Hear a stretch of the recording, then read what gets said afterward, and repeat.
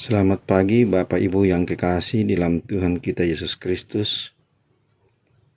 Kembali lagi kami dari Bukit Sion Makale akan menyampaikan firman Tuhan berdasarkan bacaan harian Gereja Toraja edisi 8 Februari 2022 dari 1 Timotius 3 ayat 1 hingga ayatnya yang ke-13. Sebelum kita membaca firman Tuhan, saya mengajak kita berdoa. Bapa kami yang ada dalam kerajaan sorga, Bapa yang kami kenal di dalam Tuhan Yesus Kristus. Di pagi ini ya Tuhan, kami akan membaca dan merenungkan firman-Mu yang akan menuntun setiap kami untuk melakukan segala tugas dan tanggung jawab yang Tuhan berikan. Kami sadar diri bahwa kami ini manusia lemah dan terbatas untuk memahami firman.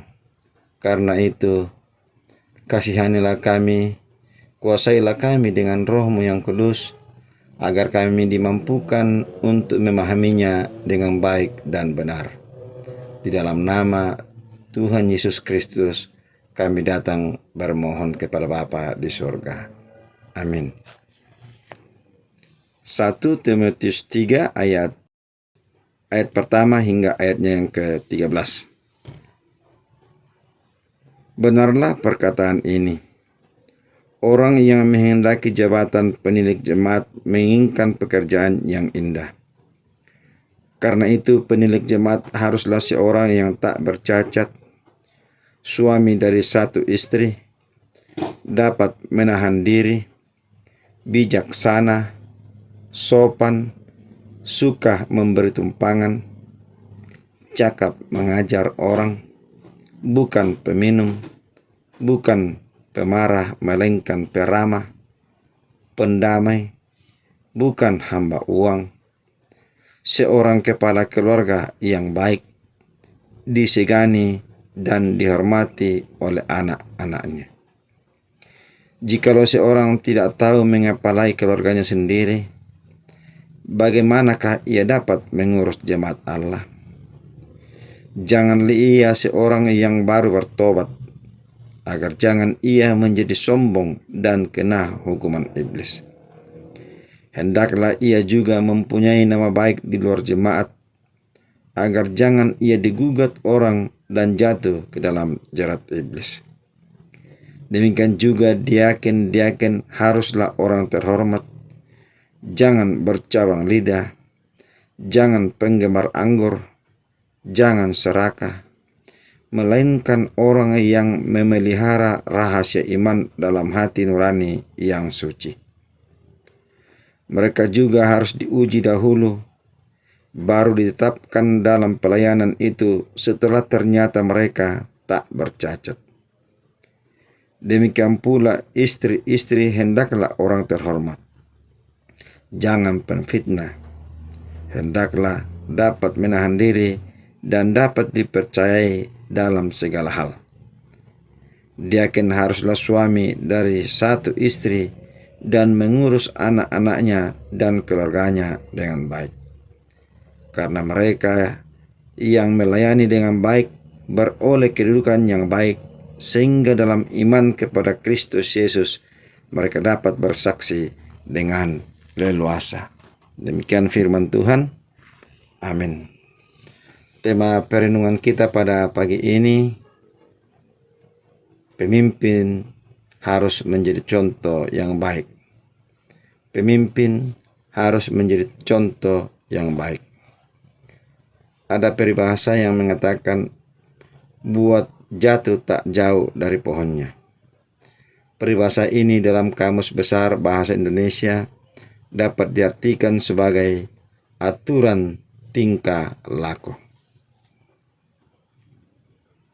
Jika kita melihat seorang anak yang nakal, pada umumnya kita langsung mengatakan, oh, memang orang tuanya begitu. atau sebaliknya. Bacaan kita kali ini mengungkapkan tentang bagaimana seharusnya cara hidup seorang penilik atau gembala di dalam jemaat. Di dalam ayat 4 katakan, seorang kepala keluarga yang baik disegani dan dihormati oleh anak-anaknya. Dalam ayat 7 juga dikatakan mempunyai nama baik di luar jemaat. Pertanyaannya, mengapa demikian?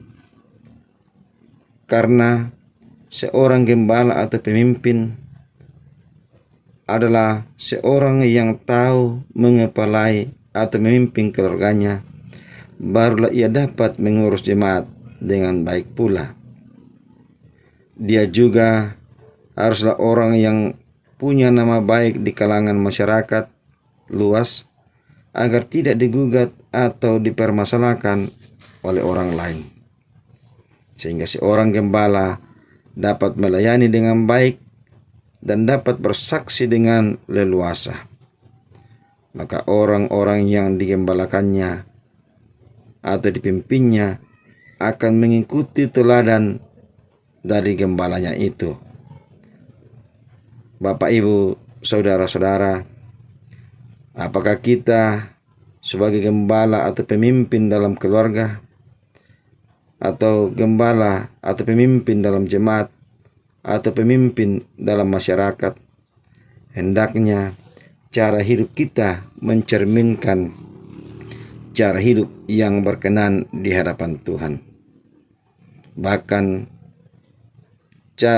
seharusnya kita mencerminkan teladan Tuhan kita Yesus Kristus, di mana Yesus Kristus mau mengorbankan nyawanya demi keselamatan umat manusia. Jadi, hendaklah juga kita mau berkorban, apakah korban waktu, korban tenaga, korban perasaan, korban dana, dan lain sebagainya. Asalkan demi Injil yang kita sampaikan, agar berita keselamatan boleh diterima oleh siapapun yang ada di muka bumi ini. Demikian firman Tuhan. Tuhan Yesus memberkati kita semua. Amin. Kembali kita berdoa.